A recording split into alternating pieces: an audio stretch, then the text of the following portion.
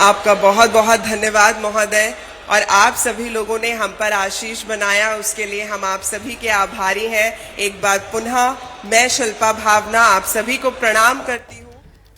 तो मध्य प्रदेश के चुनाव प्रचार में लगातार प्रधानमंत्री नरेंद्र मोदी मध्य प्रदेश पहुंचते थे, रैलियां करते थे, रोड शो करते थे। और एक बात जो पीएम की तरफ से बार बार यहां दोहराई जाती थी वो यही थी कि मोदी के मन में एमपी और एमपी के मन में मोदी। और यही वो नारा जिसको लेकर बीजेपी आगे बढ़ी। सामूहिक नेतृत्व में बीजेपी ने यह मध्य प्रदेश का विधानसभा चुनाव लड़ा, जहां चेहरा सिर्फ एक प्रधानमंत्री नरेंद्र मोदी का आगे था, निशान सिर्फ एक, पार्टी का सिंबल कमल था। और उसी के बूते पर पार्टी को यह बम्पर जीत, यह ऐतिहासिक जीत जो करीब 2 दशकों के राज और करीब 16 साल तक मुख्यमंत्री रहे शिवराज सिंह चौहान के नेतृत्व के बावजूद मिली। और बावजूद मैं इसलिए कह रही हूं क्योंकि बार बार तब यह बात कही जाती थी कि साहब बीजेपी का 2 दशकों पुराना राज है, करीब 16 साल से शिवराज सिंह चौहान यहां पर सीएम है। ऐसे में जनता में एंटी इनकम्बेंसी, नाराजगी के लिहाज से ना हो, लेकिन कहीं ना कहीं एक उकताहट आ गई है। लेकिन सब कुछ खारिज करते हुए ये बड़ी जीत जो मध्य प्रदेश में बीजेपी को मिली, और इसी बड़ी जीत से बीजेपी को कॉन्फिडेंस बड़ा मिला रामकृपाल जी की पूरी कहते हैं ना सारे घर के बदल डाले, तो वो पूरी की पूरी टीम ही नहीं कर डाली। बिल्कुल सही है कि देखिए इस पे ये होता है कि ऐसा नहीं है कि सबको हटा दिया गया है, सब पार्टी में है जी।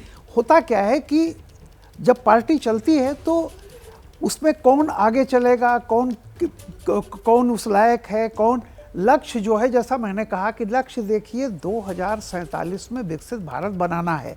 जब आप 47 का लक्ष्य रखेंगे तो उसमें 24 भी आएगा, उसमें 29 भी आएगा, 34 भी आएगा, बहुत सारे आएंगे। जो पर्यवेक्षक पहुंचे थे मनोहर लाल खट्टर, उनकी तरफ से बात कही भी गई थी कि साहब पार्टी के अंदर समय समय पर जो नेता होते हैं उनकी भूमिका बदलती रहती है। नेता रहते हैं लेकिन भूमिका बदलती है। किसी की भूमिका यहाँ खत्म नहीं हुई है, सबकी भूमिका है। और अभी तो एक बदलाव हुआ है, लेकिन जैसे है जो लोग सम्मानित रहे हैं, जैसे वसुंधरा जी हैं, शिवराज जी हैं, बहुत सम्मानित हैं नई भूमिका में। देखिए संगठन में सर उन भूमिकाओं पर भी बात करेंगे, लेकिन फिलहाल ये जो 3 तस्वीरें हैं जिसमें मोहन यादव हैं, जिसमें हम देख रहे हैं राजेंद्र शुक्ला को, जगदीश देवड़ा को, ऐसे में ये जो नई टीम है बैलेंस्ड नजर आ रही है, सबका ख्याल रखा गया है। बिल्कुल, अगर आप ओवरऑल देखिए तो बहुत बड़ा संदेश है इस देश के लिए। मोदी जी जो कहते हैं ना कि मोदी की गारंटी का मतलब गारंटी की गारंटी, तो देखिए जब उन्होंने 2019 में जीतने के बाद उन्होंने कहा सबका साथ, सबका विकास, सबका प्रयास और सबका विश्वास जी। एक चीज जोड़ी थी उन्होंने, विश्वास। तो ये जो चीज़ है कि मोदी ये दिखा रहे हैं कि हमारे लिए सभी लोग, हर वर्ग, हर समुदाय, हर चीज़ हमारे लिए बराबर है और सबको लेके साथ चलने का। तो एक जो ये सबको लेके साथ चलने का संदेश है।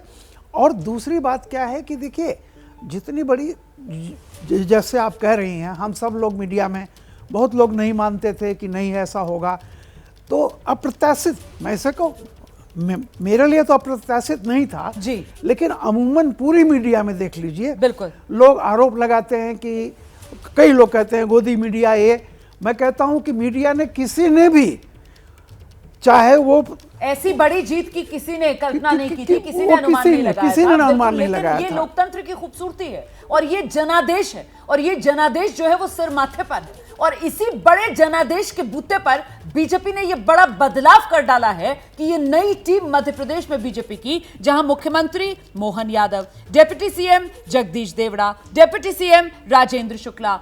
अब रामकृपाल जी, वो जो विपक्ष इंडिया गठबंधन की तरफ से एक जातिगत जनगणना को लेकर 24 के लिहाज से नैरेटिव बनाने की कोशिश थी, क्या आपको लगता है कि यहां सिर्फ मध्य प्रदेश ही नहीं बल्कि बाकी अन्य 2 राज्यों की भी अगर बात की जाए, छत्तीसगढ़ हो गया, राजस्थान हो गया, जिस तरीके से बीजेपी ने सीएम, डिप्टी सीएम के फॉर्मूले के तहत पिक एंड चूज किया है नेताओं को, तो वो जाति वाला मुद्दा ही यहां पर गौण हो जाएगा? ये दिखाने की और संदेश देने की कोशिश कि किसी तरीके का कोई विरोधाभास इन जातियों में है नहीं, मतलब कहीं कोई सवर्ण जो है उसके हाथ में कमान हो सकती है और उसके साथ मिलकर कोई दलित, कोई आदिवासी, कोई पिछड़ा, वो टीम के तौर पर काम कर सकता है। यहां मध्य प्रदेश में पिछड़े वर्ग से मोहन यादव आते हैं, उनके साथ डिप्टी सीएम में एक सवर्ण है और दूसरे जो हैं वो एससी समुदाय से आ रहे हैं।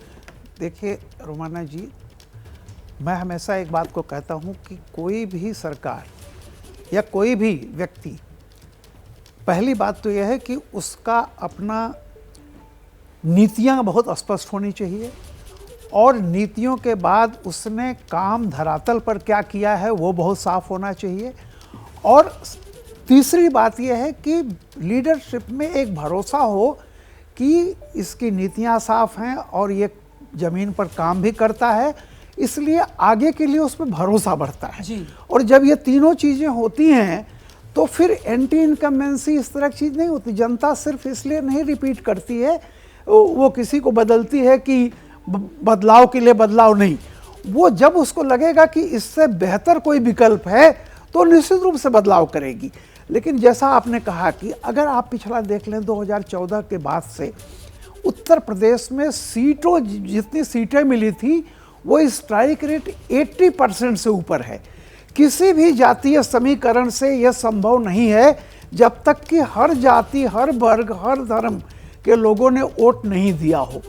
तो ये जाहिर सी बात है कि देखिए 2014 से जो बहुत बड़ा तबका जिसको ओबीसी कहते हैं, जिस तबके को रिझाने के लिए जातिवाद और तमाम आया है, अगर आप आंकड़े देखेंगे चाहे वो लोकसभा हो चाहे विधानसभा हो, वो 40% के करीब ओबीसी का बिल्कुल इंटैक्ट है बीजेपी के साथ। तो जाहिर सी बात है कि वो लगातार देखिए 2012, 14, 17, 19, 22 और बहुत सारे चुनाव हुए हैं, हर चुनाव में वो कहीं ना कहीं बीजेपी के साथ है। तो अनावश्यक रूप से जब तक कि उसका भरोसा लीडरशिप से उठता नहीं है और धरातल पर काम भी किया है। रोमाना जी, मैं आपका एक इंटरव्यू की याद दिलाता हूँ। आप मध्य प्रदेश, सॉरी, आप दिल्ली में जिस दिन ये सब हुआ, आप दिल्ली के बीजेपी मुख्यालय में वहाँ थी, आप रात को मैंने देखा था, आप बात कर रही थी। एक महिला से आपने कुछ पूछा कि यह सब कैसे हुआ, क्या सोचती हैं आप, तो उस महिला ने जो जवाब दिया था वो सबसे बड़ा, उसने कहा कि मोदी जी ने हमें इज्जत घर से रसोई घर तक पहुंचाया, हमारे अनाज रखा है। बिल्कुल सर, वही ना वो गारंटी वाली जो बात पहले ये देखिए बहुत बड़ी बात होती है, गारंटी की गारंटी और मोदी पर भरोसा, और उसी को लेकर ये जीत, और ये जीत की नई इबारत जो लगातार बीजेपी लिखती हुई यहां पर नजर आ रही है।